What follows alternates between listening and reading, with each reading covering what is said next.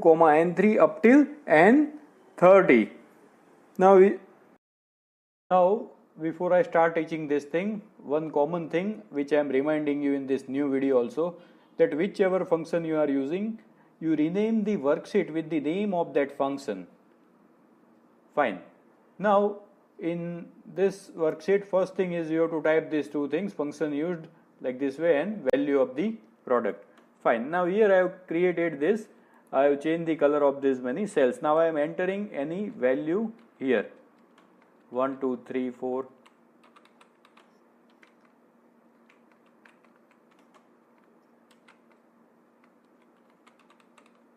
In some cells I have left the thing empty.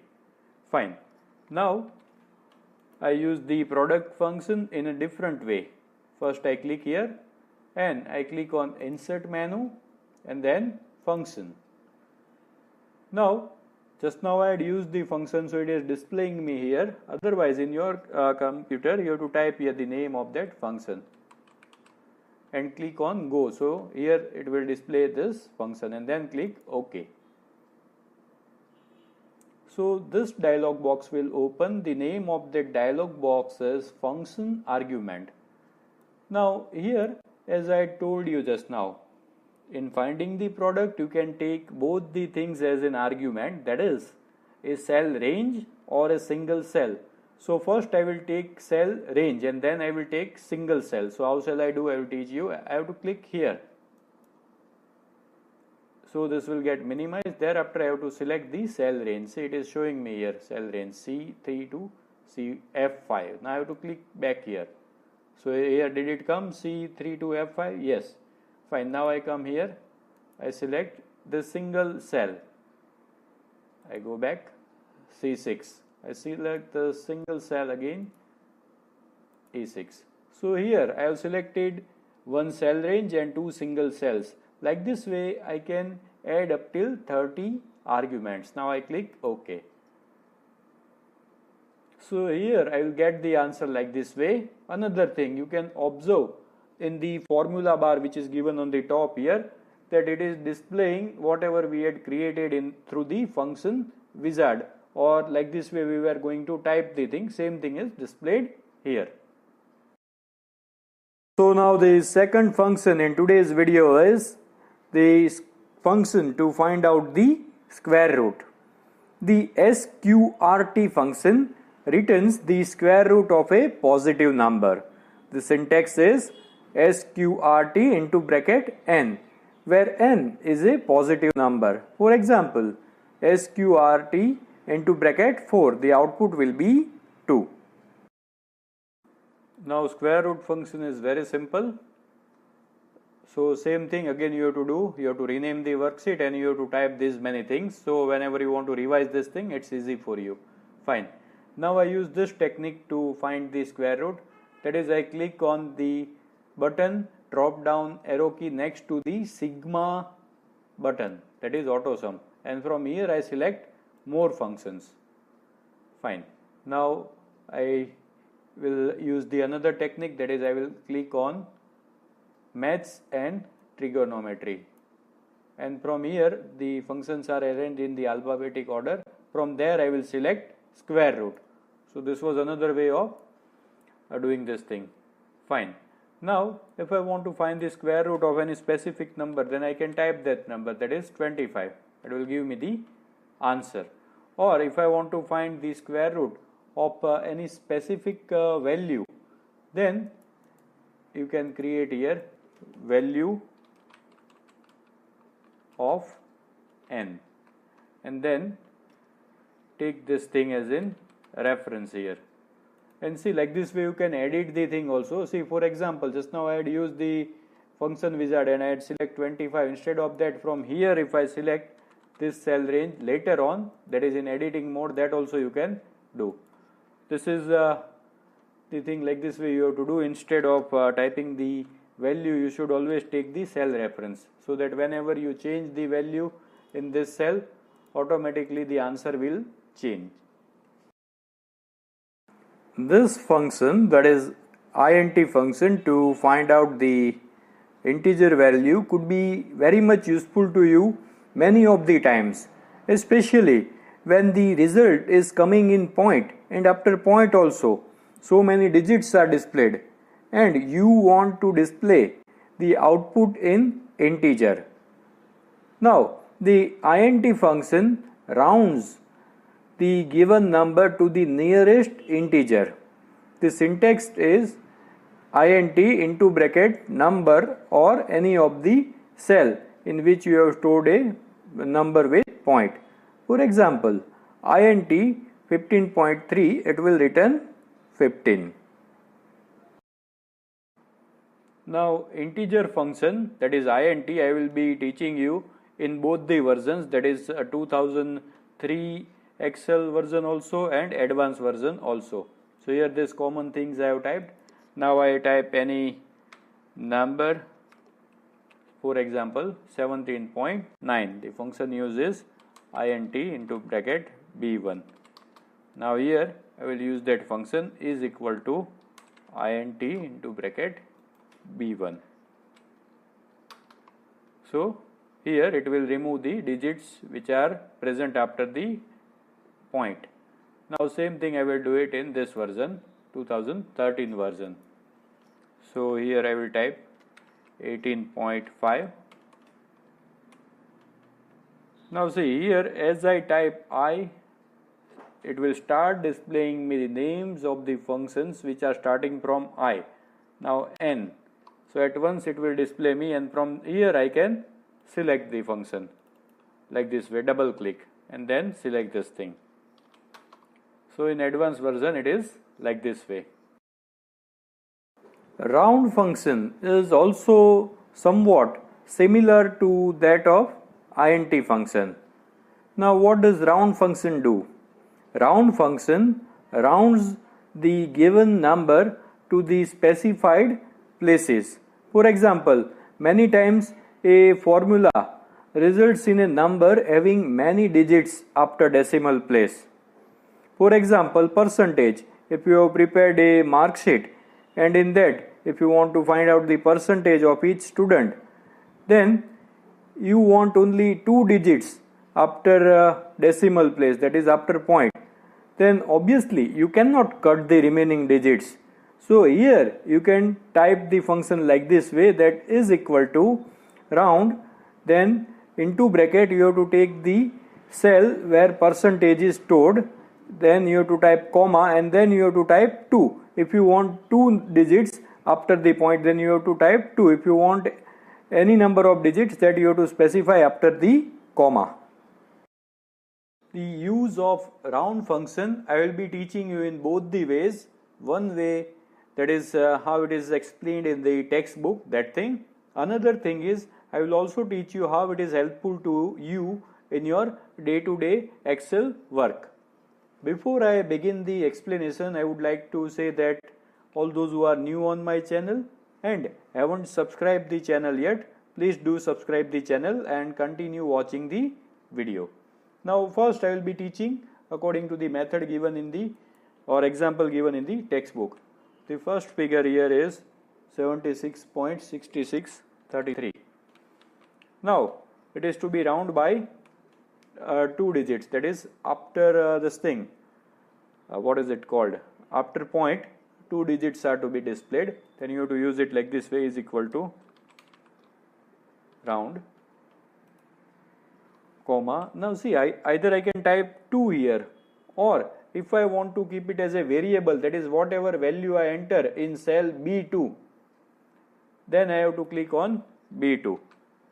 Then we can change the rounding option also. Suppose if I want 3 figures, then I can click here 3. If I want 1, then I can keep 1. So like this way also we can do. Now the next thing which is given here is 45.1634. Now here it is to be round by 0. So here is equal to round 45, C1, C2. And the third example which is given in your textbook is the figure minus 56.5 5, 4, 6, 7, and it is to be rounded by 3.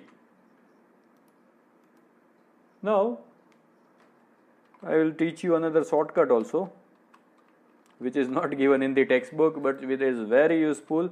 That shortcut also I am going to teach you in the end. So like this way this thing will get round off.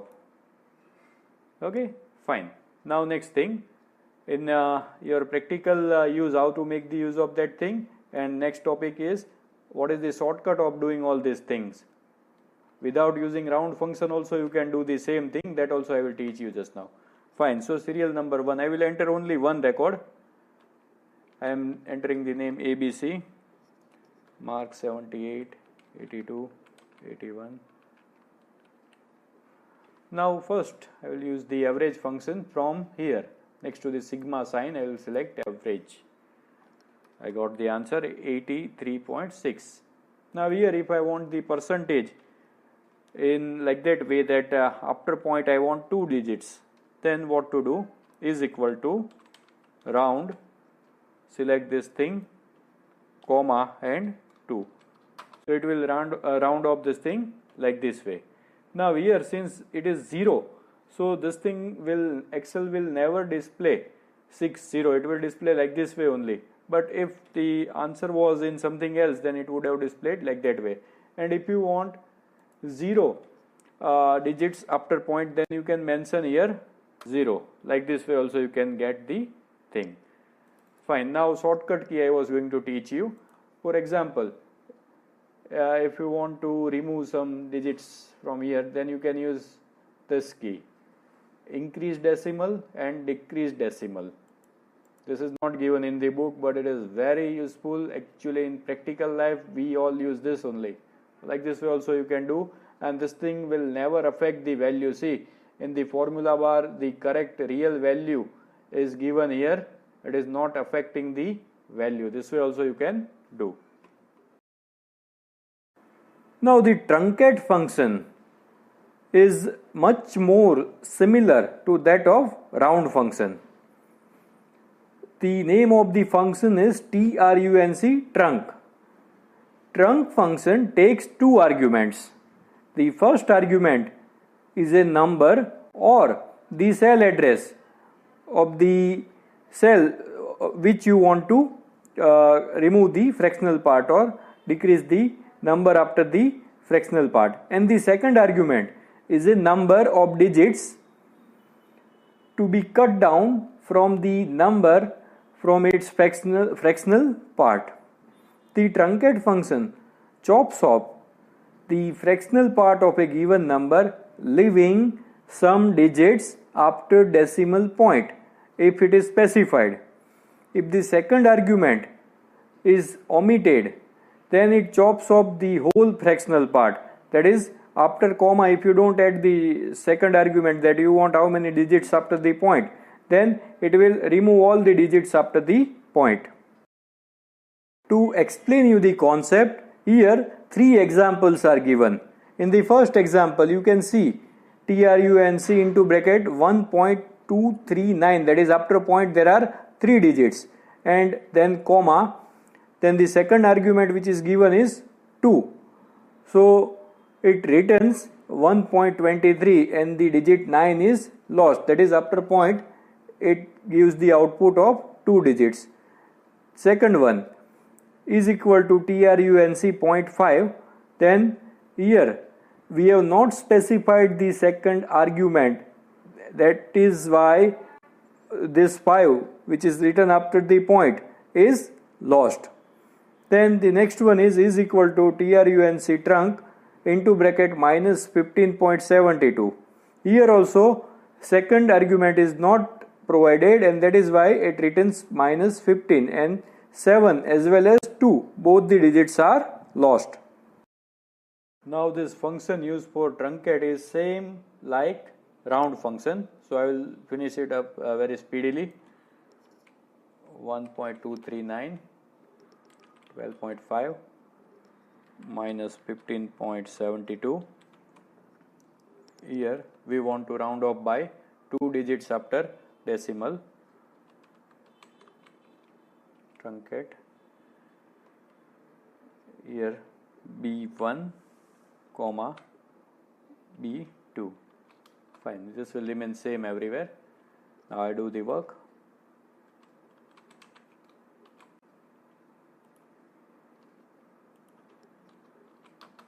So like this we will get the answer. Now the thing which was to be explained here is that if we don't add anything after the comma, then what happens? So that we will do and check. That is, I'll select this thing and I don't add C2, I just close the bracket, then it will remove all the digits after point. See, here also I have dragged the same thing. So it's simple, like this way only.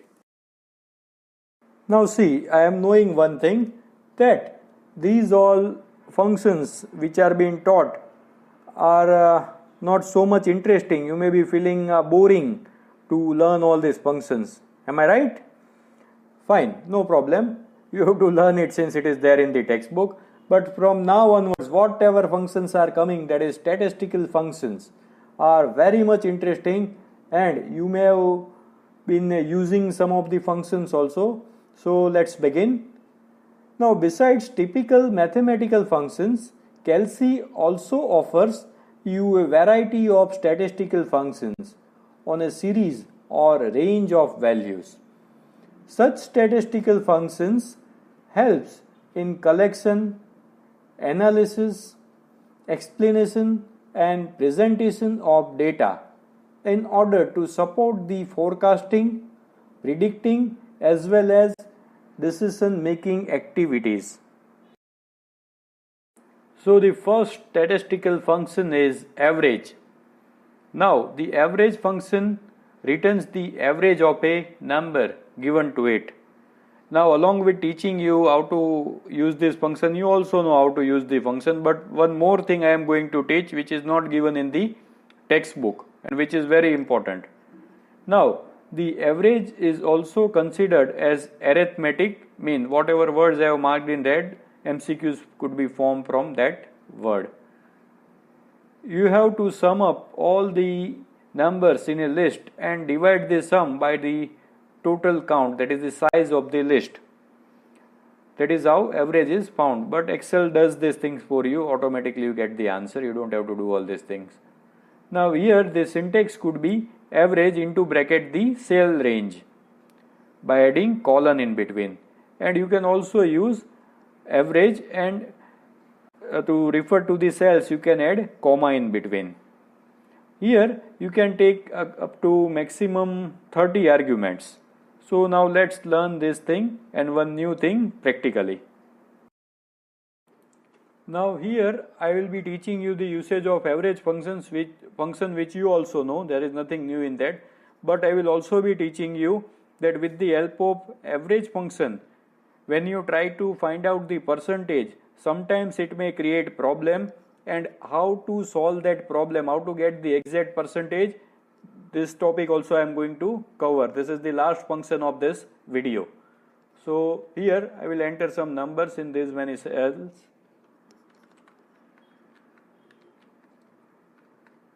So I have entered some numbers here. Now this is displaying like this way because just now this cell I had used this way. Fine. So now I want to find the average. So I will type here, or I can use the average from this thing, function toolbar. So I got the average, it is 6.75. Now we come to the main topic. In this practical example, just now the marks are out of 100, and that is why it is giving the correct average, which you can treat it as percentage also. But if the marks are out of 50 and you want